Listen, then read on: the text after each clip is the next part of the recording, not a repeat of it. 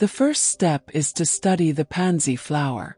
Draw a circle, then divide the circle into 4 equal parts.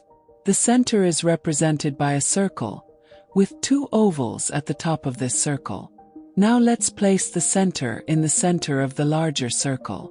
Let's get to know the main petal. It can be drawn as if it were a heart, upside down. The main petal is positioned at the base of the center and is the first to be drawn. Remember that I divided the circle into 4 parts. Well, let's use this division to position the other petals. Let's start with the side petals.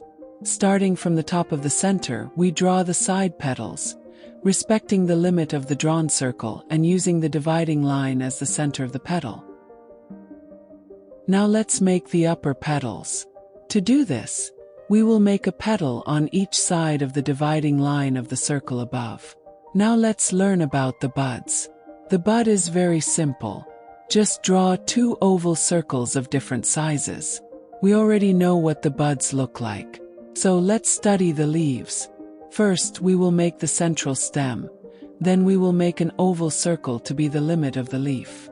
Inside this oval circle, we will draw the leaf with sinuous edges.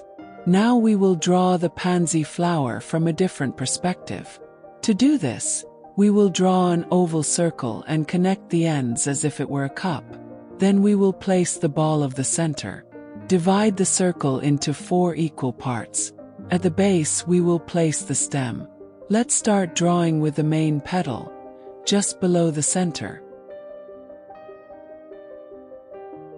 Then we will draw the side petals and finally, the upper petals. For a better perspective, we will draw 1 petal larger than the other. Remember to respect the limits of the drawn cup. Now we will draw the flower facing the other side, using the same technique.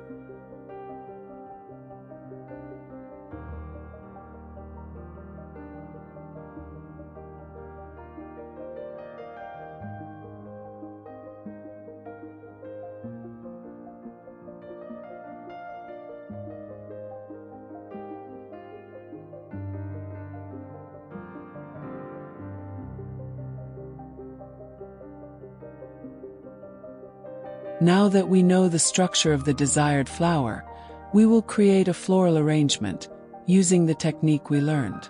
I teach the technique of this flower and others in my book, Watercolor Flowers Without the Use of Sketches. The book is for sale on Amazon. The link to purchase is in the video description.